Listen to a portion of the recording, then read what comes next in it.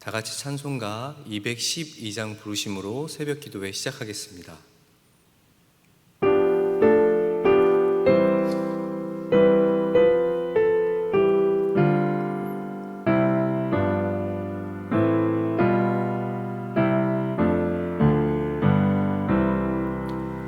겸손히 주를 섬길 때 괴로운 일이 많으나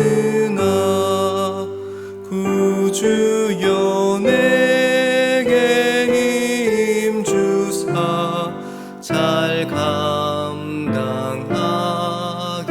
하소서. 인자한 말을 가지고 사람을 감화시키며 갈 길을 잃은 무리를 잘 인도하게 하소서. 구주의 귀한 인내를 깨달아 알게 하시고 굳건한 믿음 주셔서 늘 승리하게 하소서. 장래의 영광 비추사 소망이 되게 하시며 구주와 함께 살면서 참 평강 얻게 하소서. 아멘. 오늘 아침 우리에게 주시는 하나님의 말씀은 이사야서 55장 1절부터 5절까지의 말씀입니다. 이사야서 55장 1절부터 5절까지의 말씀입니다. 제가 가진 성경으로는 구약 1036쪽에 있습니다. 이사야서 55장 1절부터 5절까지의 말씀을 각자의 처소에서 함께 읽어보도록 하겠습니다. 시작. 오라 너희 모든 목마른 자들아 물로 나아오라.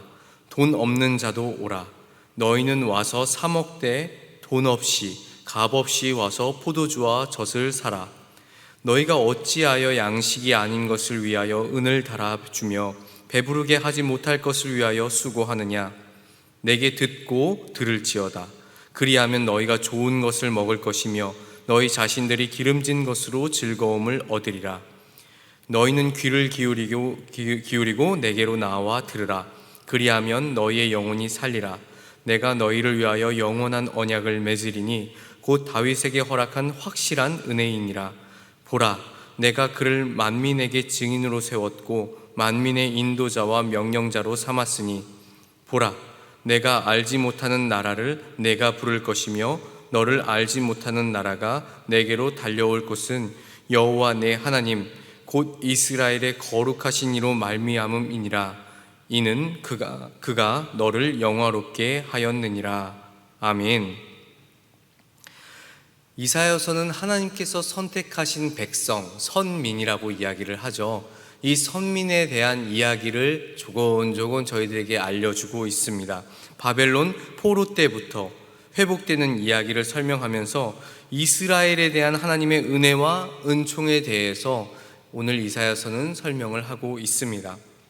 1절부터 5절까지의 말씀을 살펴보았는데 오늘은 그 내용에서 조금 더 저희 회복시키려는 그 하나님의 음성, 그 하나님의 초대에 대한 내용들을 확인해 보면 좋을 것 같습니다.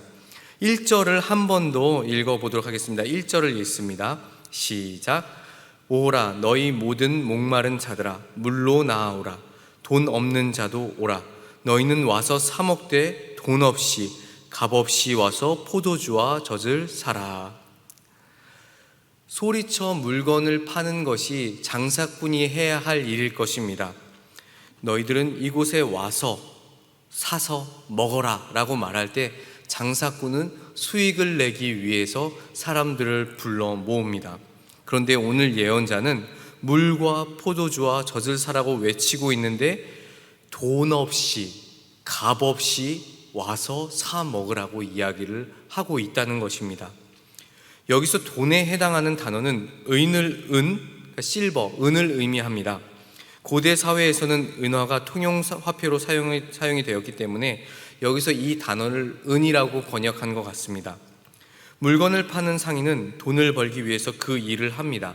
말씀드렸던 것처럼 당연히 판매자는 수익을 창출하기 위해서 무언가를 소비자에게 판매합니다. 그런데 지금 말씀은 아주 희한하죠. 돈 없이 값 없이 와서 먹으라 이렇게 이야기를 하고 있습니다. 이것은 매우 비상식적인 이야기일 수 있습니다. 물건을 팔기 위해서가 아니라 지금 가지고 있는 자신의 물건을 상대방에게 거저 주겠다고 이야기를 한다는 것이죠. 장사꾼처럼 이야기를 하고 있지만 실제로는 풍성한 음식을 차려놓고 손님을 초대하는 주인의 모습을 상상해 보게 만들고 있습니다.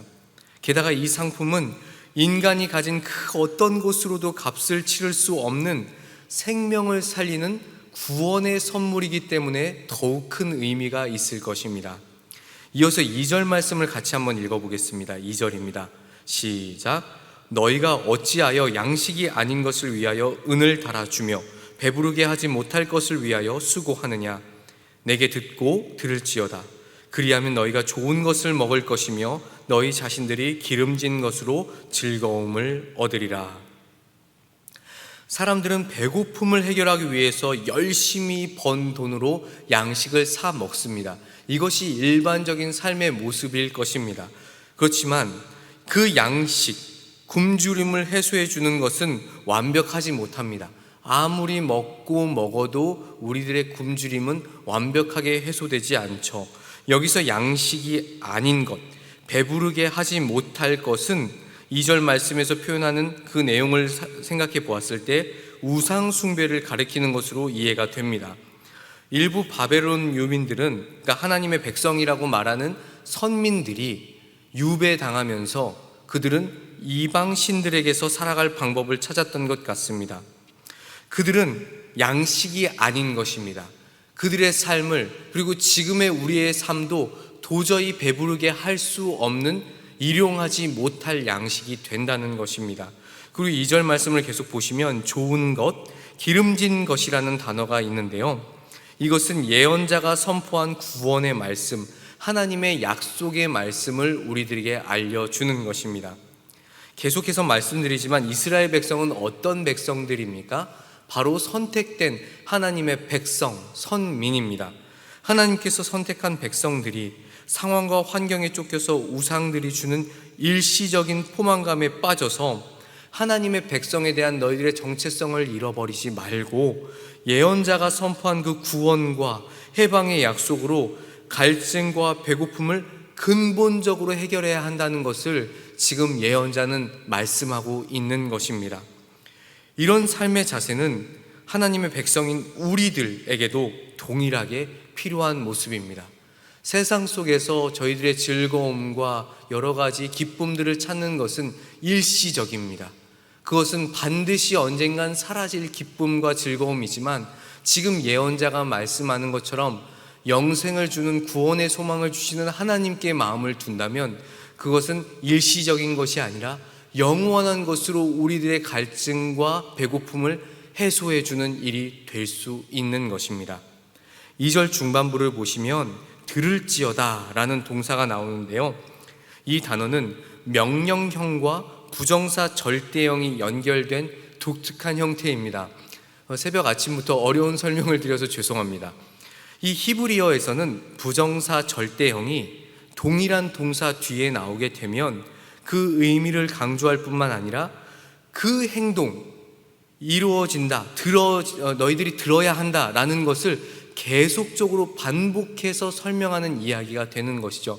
한 번 듣는 것으로 끝나는 것이 아니라 들을지어다 라는 이 명령은 계속해서 너희들이 들어야 한다 라는 말씀을 하고 있는 것입니다. 온 마음을 다해서 하나님의 말씀을 듣고 쉬지 않고 너희들이 이 행동을 해야 한다고 권면하는 것입니다. 이렇게 하나님의 말씀에 의존할 때에만 이스라엘은 지금의 절망적인 상황을 탈피할 수 있다는 것입니다. 이렇게 1절과 2절까지의 말씀은 하나님께서 당신의 백성을 풍성하고 값없는 은혜로 초청하시는 내용을 설명하고 있습니다. 그리고 이어서 3절부터 5절까지의 내용을 보면 이런 풍성한 은혜와 은혜를 구원과 연결해서 설명을 하고 있는데요. 3절 말씀도 한 번 더 같이 읽어보면 좋을 것 같습니다. 3절입니다. 시작. 너희는 귀를 기울이고 내게로 나와 들으라. 그리하면 너희의 영혼이 살리라.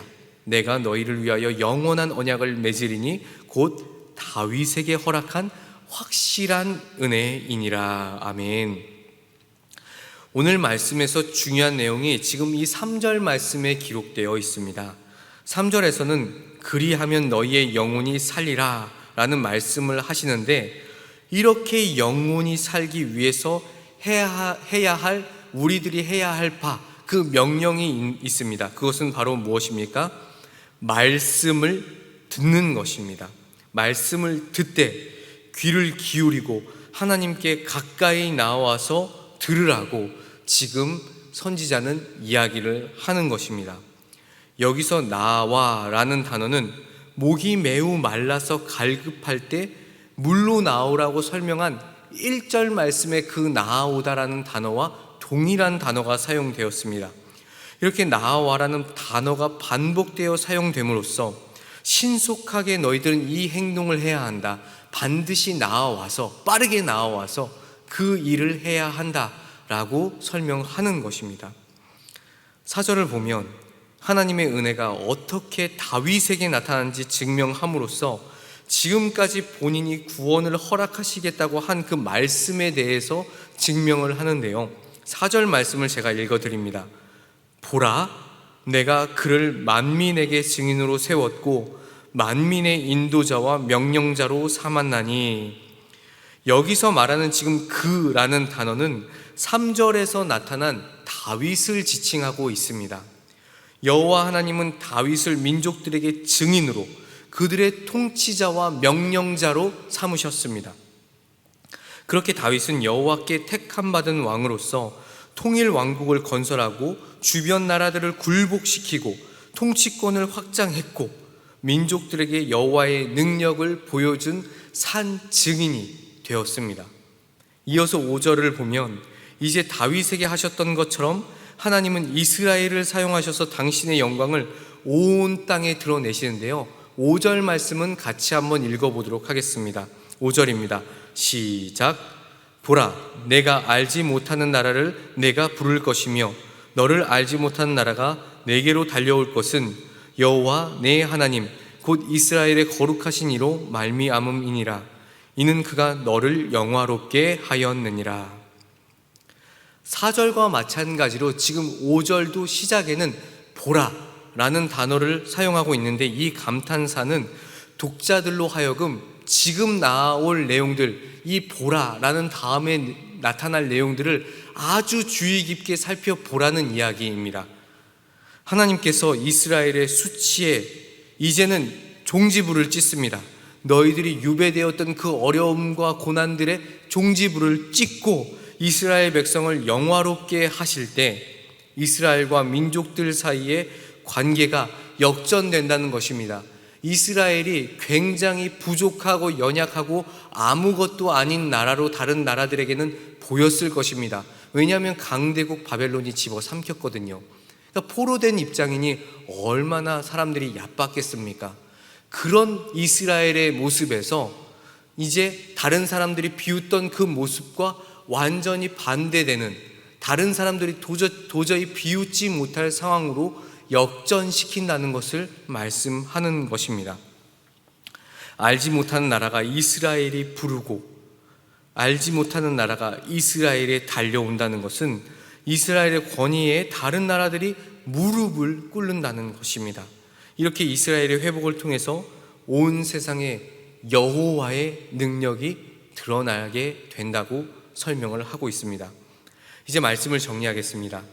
하나님께서 당신의 백성에게 주시는 그 은혜와 은총은 그 어떤 것과도 비교할 수가 없습니다. 우리들의 삶을 완전히 뒤바꾸는 것이기 때문입니다.